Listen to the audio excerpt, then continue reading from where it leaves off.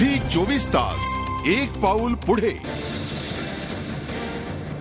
केंद्र सरकारला आपल्याच सहकार्याने घेरलं, सरकारच्या एम फॅक्टरला तडा, कुठपर्यंत अटीवर चालणार सरकार?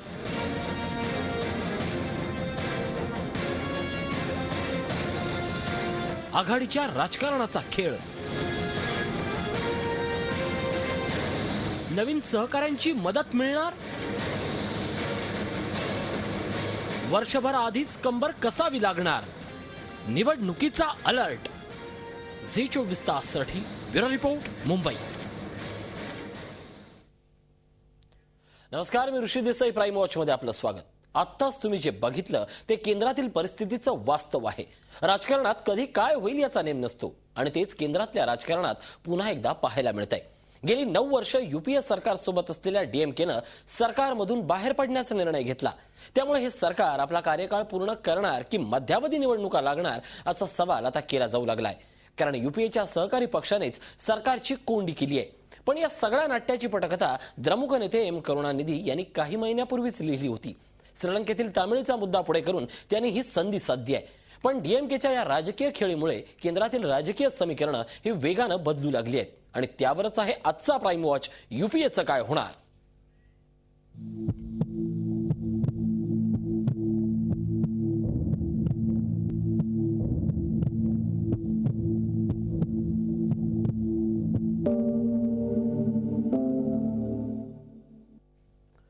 डीएमकेचा यूपीएशी अखेर काडीमोड झालाय। डीएमकेच्या मंत्र्यांनी पंतप्रधान मनमोहन सिंग यांना भेटून आपल्या मंत्रिपदाचे राजीनामे सोपवले। श्रीलंकेचा प्रश्न हे या राजीनाम्याचं निमित्त आहे। मागील काही वर्षापासून धुसमुसत असलेल्या द्रमुकमधील असंतोषाच्या वाफेला या साऱ्या प्रकरणामुळे बाहेर पडण्याचं मात्र निमित्त मिळालं हे मात्र नक्की। गेल्या 9 वर्षापासून अनेकदा ताणले गेलेले यूपीए आणि द्रमुक यांचे संबंध अखेर संपुष्टात आलेत। द्रमुक अध्यक्ष करुणानिधी यांची मनधरणी करण्यासाठी कालपर्यंत चेन्नईची वारी करणाऱ्या पी चिदंबरम यांनीच बुधवारी ही घोषणा केली। काँग्रेसच्या ज्येष्ठ मंत्र्यांनी बुधवारी घेतलेल्या पत्रकार परिषदेत युती तोडण्याचं खापर द्रमुकवर फोडलं। तसंच यूपीए सरकार स्थिर असल्याचा दावाही केला। गवर्नमेंट पूरी तरह स्थिर है और हर प्रकार से स्थिर है। कोई परेशानी का प्रश्न नहीं है और जिस प्रकार हमारा कार्य चल रहा था ये कार्य चलता रहेगा। द्रमुक यूपीए वेगळे होण्याच्या या पटकथेला 2G घोटाळ्यापासून सुरुवात झाली। ए राजांसारखा विश्वासू सहकारी आणि कनिमोळी या करुणानिधींच्या कन्येला या प्रकरणामुळे तिहार जेलमध्ये जावं लागलं। राज्यात सत्ता नसल्यानं पक्ष कार्यकर्त्यांना उद्योगाला लावावं असं साधन नाही। सर्व बाजूनी अडचणीत सापडलेल्या करुणानिधींना पक्षाला नवी उभारणी देण्यासाठी श्रीलंकेतल्या तामिळांचा मुद्दा आयताच मिळाला। त्यामुळे श्रीलंकेच्या प्रश्नावर संयुक्त राष्ट्रातील ठरावाचा मुहूर्त साधत द्रमुकनं केंद्र सरकारमधून बाहेर पडण्याची औपचारिकता पूर्ण केली आहे। People were trying to, who is going to be ditch whom first? That was the issue. Finally, the first call come from, now it has come from DMK. द्रमुकनं आपल्या 18 खासदारांच्या जोरावर केंद्र सरकारला परराष्ट्र धोरणात बदल करणं भाग पाडलंय। प्रादेशिक पक्षांचे हितसंबंध जपण्यासाठी केंद्र सरकार झुकू शकतं हा संदेश यामुळे देशभरात गेलाय। प्रादेशिक पक्षांची ही अरेरावी वाढली तर संघराज्य व्यवस्थेच्या चौकटीलाच आव्हान निर्माण होईल अशी शक्यता आहे। झी24 साठी नवी दिल्लीहून रश्मी पुराणिकसह ब्युरो रिपोर्ट, मुंबई। डीएमके सरकारची साथ सोडल्यामुळे सरकार अडचणीत आलंय। अशातच संकटकाळी मदतीला धावणाऱ्या समाजवादी पक्षानं अट घातल्यामुळे सरकारची चांगलीच कोंडी झाली आहे। त्यातच भाजपनं समाजवादी पक्षाच्या सुरात सूर मिसळून नवी राजकीय खेळी खेळली आहे। समाजवादी पक्षाचे सर्वेसर्वा मुलायम सिंग यादव यांच्यावरती त्यांचे एकेकाळचे सहकारी बेनी प्रसाद वर्मा यांनी केलेल्या जहरी टीकेमुळे केंद्र सरकार समोरच्या अडचणीत आणखीनच वाढ झाली आहे। एकीकडे आड दुसरीकडे विहीर अशीच अवस्था यूपीए 2ची आहे। जेव्हा जेव्हा केंद्र सरकार अडचणीत सापडलं तेव्हा तेव्हा एम फॅक्टर अर्थात मुलायम सिंग यादव आणि मायावती या 2 नेत्यांच्या आधाराची संजीवनी सरकारला मिळाली। पण आता डीएमकेनं यूपीएची साथ सोडल्यामुळे पहिल्यांदाच या सरकारची अवस्था आयसीयू मध्ये भरती असलेल्या रुग्णाप्रमाणे झाली आहे। मुलायम सिंग यांनी बेनी प्रसाद यांना हटवण्यासाठी सरकारवर दबाव वाढवलाय। मुलायम सिंह यादव यांच्या सुरात सूर मिसळून राहिलेली कसर भाजपने भरून काढली। त्यामुळे काँग्रेसच्या बाकीच्या सहकारी पक्षांनी बेनी प्रसाद यांच्या वर्तनावर आक्षेप घेतलाय। कांग्रेस को अब इस पर विचार करना चाहिए कि या तो उन पर अंकुश लगाए और या कुछ और फैसला करे। राजकारणात कधी काय होईल हे सांगता येत नाही। आणि हे या प्रकरणातून पुन्हा एकदा समोर आलंय. युपीएपेक्षा एनडीए उजवा असल्याचा साक्षात्कार समाजवादी पक्षाच्या नेत्यानं झालाय. अटल जी की अपने साथी सहयोगी दलों के साथ जो कार्य करने का तौर तरीका था, मेरी समझ में वो इस सरकार के नेतृत्व से बेहतर था.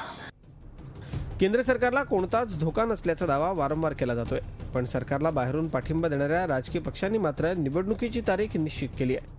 अपने समर्थक दलों को पूरा इज्जत और सम्मान देकर हमने पिछले 9 वर्ष से सरकार चलाई है और हमारी ये पूरी उम्मीद है कि सब लोगों के समर्थन से यूपीए की सरकार इसी तरह से संवेदनशील सरकार चलाती रहेगी. इतनी तेजी में सरकार है, इसका अर्थ है कि अक्टूबर में चुनाव होगा. डीएमकेनं आघाडीतून बाहेर पडण्याची धमकी दिल्यानंतर त्यांच्या म्हणण्याप्रमाणे प्रस्ताव आणण्याची तयारी केंद्र सरकारनं दाखवली आहे.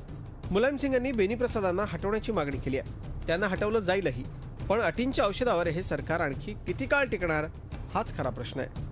औरंगाबादहून आमच्यासोबत ज्येष्ठ राजकीय विश्लेषक धारूरकर आहेत.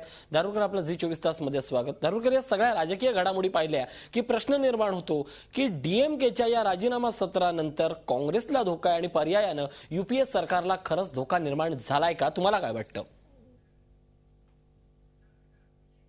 नक्कीच या संदर्भात आपण धारूरकर यांच्याशी बोलणार आहोत. पण डीएमकेनं काडीमोड घेतल्यानंतर सरकारमधील मंत्री हे सरकारला कोणताच धोका नसल्याचा दावा करू लागलेत.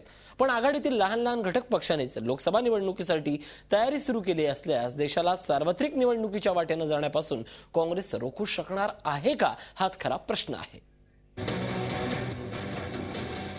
केंद्र सरकारमधले 3 बडे मंत्री, केंद्रीय अर्थमंत्री पी चिदंबरम, संसदीय कार्यमंत्री कमलनाथ आणि माहिती आणि प्रसारण मंत्री मनीष तिवारी.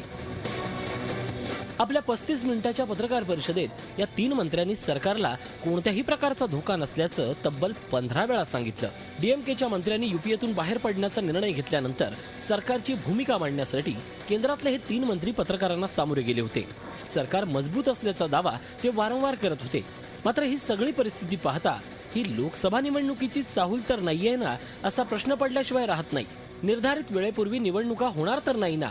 डीएमकेनं अचानकपणे सरकारमधून बाहेर पडण्याचा निर्णय घेतला असून त्यांच्या या रणनीतीवर अनेक प्रश्नचिन्ह निर्माण झाली आहेत. केंद्र सरकार UNHRCच्या प्रस्तावात दुरुस्ती करण्याविषयी विचार करत असतानाच डीएमकेनं घाईघाईत हे पाऊल का उचललं असा प्रश्न सर्वांनाच पडलाय.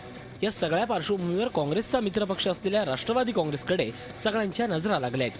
कारण राष्ट्रवादी काँग्रेसचे अध्यक्ष शरद पवार यांची राजकीय महत्वाकांक्षा आता लपून राहिलेली नाही. काँग्रेसला याची पुरेपूर जाणीव असून त्यामुळेच मंगळवारी कमलनाथ आणि अहमद पटेल यांनी पवारांची भेट घेतली होती. बात परसों उठी थी बेनी प्रसाद जी की. मैंने सदन में इसमें खेद व्यक्त किया था और उसके बाद समाजवादी पार्टी ने ये मुद्दा नहीं उठाया. मेरी कल चर्चा हुई थी और उन्होंने कहा था हम संतुष्ट हैं. तो ये मामला अब क्लोज है. केंद्रातील बदलती राजकीय परिस्थिती पाहता लहान राजकीय पक्ष तिसऱ्या आघाडीकडे जाणार का असा प्रश्न आता उपस्थित केला जातोय. मुलायमसिंह यादव यांनी शरद पवारांची भेट घेतल्यामुळे काँग्रेसचा ब्लड प्रेशर वाढलाय. सगळं काही आलबेल असल्याचा दावा भलेही काँग्रेसकडून केला जात असला तरी मोठे निर्णय घेण्यासाठी लहान पक्ष कारणीभूत ठरत असतील तर निवडणुकीची तारीखही अशाच लहान पक्षांनी निश्चित केली तर आश्चर्य वाटायला नको. झी24 ताससाठी ब्युरो रिपोर्ट, मुंबई. नक्कीच 2014च्या निवडणुकीची तारीख नक्की कोण निश्चित करणार? निवडणूक आयोग की अशा प्रकारचे प्रादेशिक आणि छोटे पक्ष? त्या संदर्भात विचारमंथन करणार होते का? छोट्याशा ब्रेकनंतर पाहत राहा युपीएचं काय होणार. झी24 तास, एक पाऊल पुढे.